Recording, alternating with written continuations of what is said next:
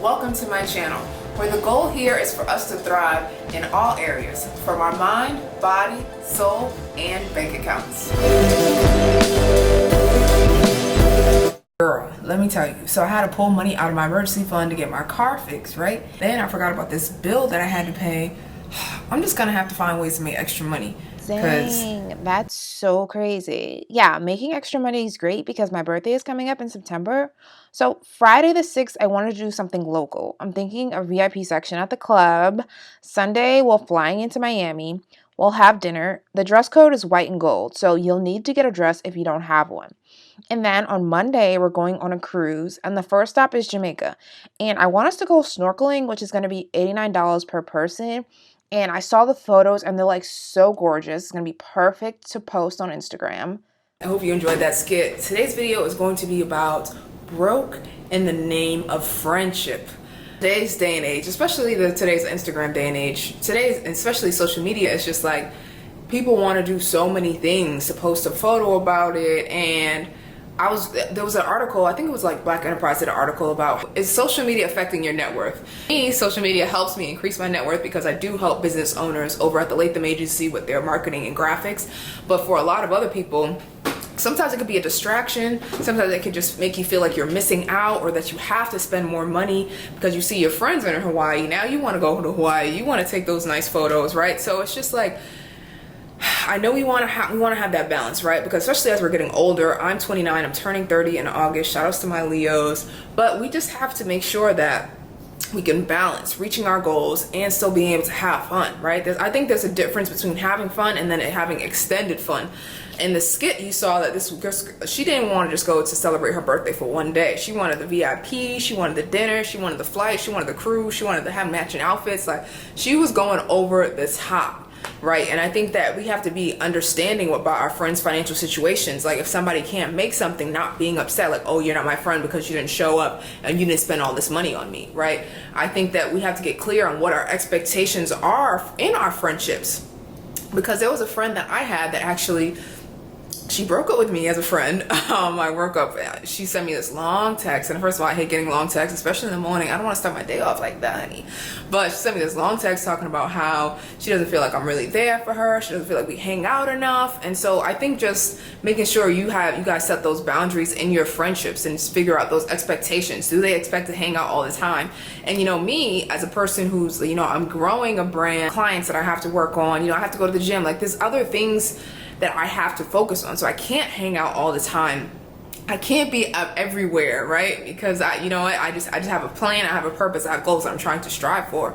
So I think you have to align yourself with people who are on the same track, the same trajectory as you. There's people who want to grow, who want to better themselves, and not necessarily, they don't have to, be a business owner, but they just have to be growing in some area of their lives. Because when you are around people that aren't growing, it's easy for them to just spend their money frivolously because they don't have a plan. When I didn't have a plan for my money, when I didn't have any money goals, I was just spending and shopping and I wasn't really traveling that much because I was just doing the most because I didn't have a plan. And so my money couldn't go to work for me. But now that I have a vision for where I want to go with my life, my money has places to go. Okay. And it can't just be going out the window all the time. I mean, I'm not going to say and be like, I don't be doing nothing, I don't be having fun, because I do travel. I do like to have fun. I like to eat. I like to, have some drinks, hang out, but it just can't be overextended where I'm not reaching my goals. And I think you got to be understanding. I just recently came back from the Elevate Money Influencer Conference, which was created by Sandy Smith, and it was for personal finance influencers of color.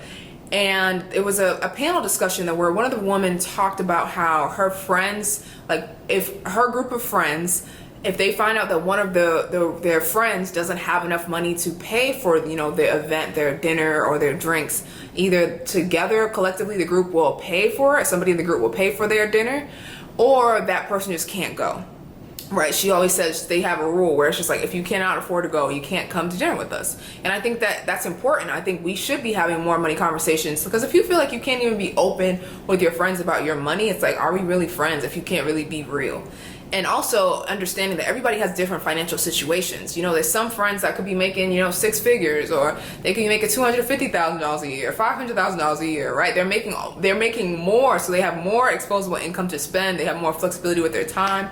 And if you're in a different financial situation and space, you can't go on every trip. You can't do everything that they're doing, because it's gonna put you behind. It's gonna set you back.